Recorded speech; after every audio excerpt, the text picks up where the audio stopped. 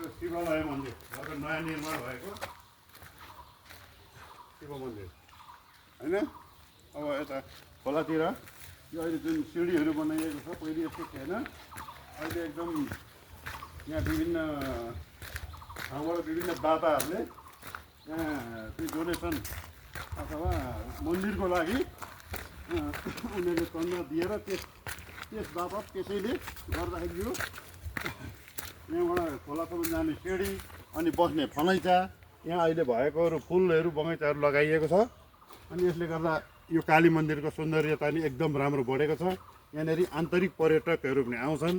यहाँनिर विशेष गरी छुट्टी अथवा यो राष्ट्रिय बिदा भएको दिन अथवा शनिबार अब विभिन्न स्कुलका विद्यार्थीहरू अफिसका मान्छेहरू अथवा फाल्टा मान्छेहरू पनि यहाँ घुम्न पिकनिक खान अथवा फोटोसोटो खिच्नको लागि सेल्फी खिच्नको लागि यहाँ आएर रमाउने गर्छन्।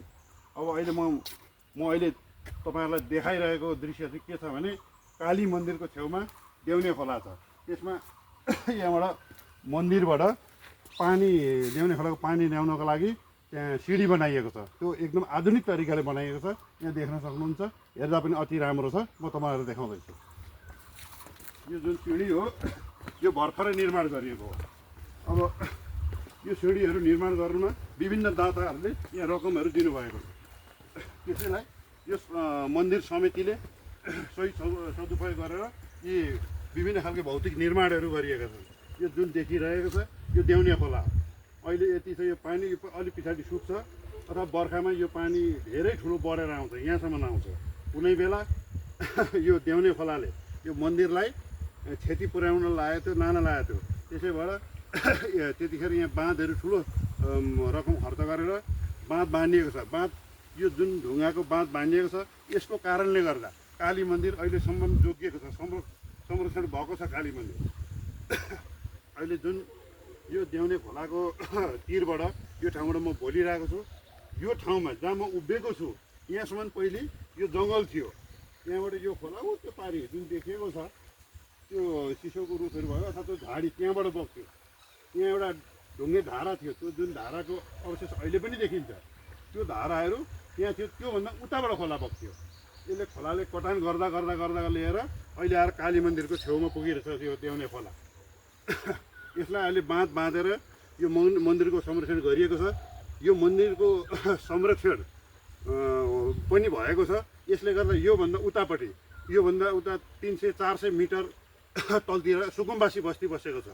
जुन सुकुम्बासीलाई यो देउने खोलाले क्षति पुर्याउँथ्यो। यो बाँधले गर्दा त्यो सुकुम्बासी पनि धेरै सुरक्षित भएको छ। अब तपाईँहरू हेर्न सक्नुहुन्छ जुन यो आधुनिक तरिकाले बनाइएको सिँढी छ हेर्दा पनि त्यतिकै राम्रो देखिन्छ। र यहाँ आउने मान्छेहरू चाहिँ यो सबै कुरोहरू देखेर एकदम खुसी हुन्छन्। र यहाँ विभिन्न खालकाहरू फोटाहरू सेल्फीहरू र उनीहरूलाई यादगार कुनै पनि चिजहरू खिचेर लगिन्छ। फेरि पनि हेर्न सक्नुहुन्छ यो जुन सिँढीमा म हिँड्दैछु यो अहिले भर्खरै हालचालै 2-3 वर्ष भयो यसमा यो सिँढीहरू बनाइएको छ। यस्तै यहाँ दुईवटा मान्छे बस्ने फलैँचा पनि छ। अब तपाईँहरूलाई म यतापट्टिको देब्रे साइडको फलैँचा देखाउँछु। यो फलैँचा पनि यसै गरी निर्माण गरिएको हो। यो तरिकाले यो जुन हो यो मान्छे यसरी शीतलमा अहिले घाम छ यसरी आएर यहाँ यो गर्मीको बेला यहाँ मजाले शीतल तापेर यो खोलाहरूको दृश्य हेरेर जङ्गलको हरियाली हेरेर मन्दिरको दर्शन गरेर मान्छेहरू यहाँ बसेर आनन्द लिन्छन्। यो एउटा फलैँचा भयो। अब तपाईँलाई अरू पनि म देखाउँछु। यता हेर्नुहोस् यो फलैँचा राम्ररी यो सिमेन्टीको हो। हेर्दा चाहिँ रङ लगाइएको छ। यो एकदम बिल्कुलै आधुनिक तरिकाले बनाइएको छ। अब उता अर्कोपट्टि पनि यस्तै फलैँचा छ। त्यो पनि त्यसै गरी बनाइएको छ। र यो दुईवटा जुन फलैँचा बन्दै गर्दा यो बिचमा जति पनि यीहरू छ यो यहाँनिर फुलबारीहरू लगाइएको छ, फुलहरू लगाइएको छ। यसले गर्दा मन्दिरको सौन्दर्यता अझै बढिरहेछ। देख्दा पनि राम्रो देखिन्छ। त्यसै गरी तपाईँहरू फेरि यो देख्न सक्नुहुन्छ यो फलैँचा छ यहाँ पनि त्यसै गरी मैले अघि भने जस्तै गरी मान्छे बस्ने शीतल ताप्ने र यहाँको मनोरम दृश्यहरू हेरेर आनन्द लिने गर्छन्। यहाँ बर रोपिएको छ लाग्छ मलाई। अब पिपल पनि होला। त्यस्तै तपाईँहरूलाई म अर्को पनि यहाँ उयो देखाउन चाहन्छु। त्यस्तै यहाँनिर एउटा रामको मन्दिर पनि छ। रामजी त्यो भर्खरै निर्माण गरिएको हो राम मन्दिर। त्यसलाई मन्दिरै चाहिँ बनाइहालेको छैन, त्यसलाई टिमले देखभाल गरेर एउटा सुरक्षित ठाउँमा त्यहाँ राखेको छ। पहिले यस्तो थिएन।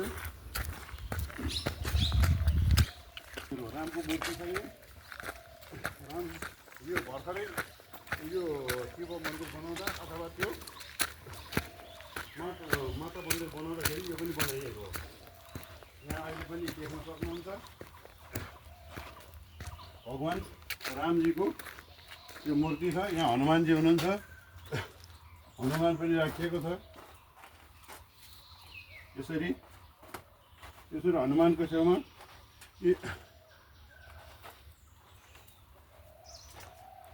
यहाँ रामको मूर्ति छ। यहाँ हनुमान यसरी विराजमान हुनुहुन्छ, यसरी बस्नुभएको छ। यो पछाडि बनाइएको हालचालै मलाई लाग्छ यो भर्खर 1 वर्ष हुँदैछ। जे होस् अहिलेसम्म यो काली मन्दिरमा धेरै सुधारका कामहरू भएका छन्। वरिपरि कम्पाउन्ड घेर्ने कामहरू पनि भएको छ, जसले गर्दा यहाँ कुनै गाई बस्तु त्यस्तो कुराहरू आएर भित्रको फुलहरू खाँदैन, बगैँचाहरूलाई क्षति पुर्याउँदैन र मठ मन्दिरहरूलाई भत्किन दिँदैन। त्यसको लागि यो बनाइएको हो।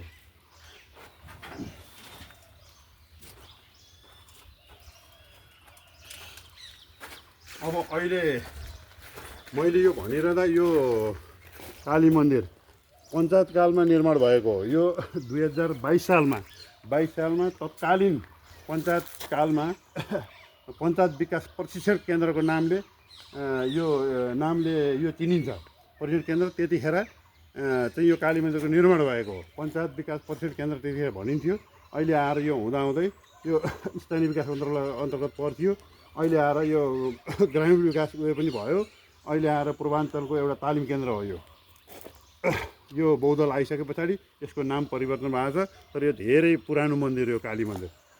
काली मन्दिरको यो जुन स्वरूप अहिले तपाईँहरूले देखिरहनु भएको छ यस्तो थिएन। पहिले एउटा सानो थियो, अहिले देखाइएको छ। यो जुन बनाइएको छ यी छानाहरू यो विभिन्न समयमा विभिन्न इतिहासको विभिन्न कालखण्डहरूमा यसलाई विभिन्न दाताहरूले पैसा दिए, ठेकदारहरूले दिए, कसले दिए, जो दाताहरूले दिए, त्यस पछाडि यी मन्दिरहरूको निर्माण हुँदै गएको हो।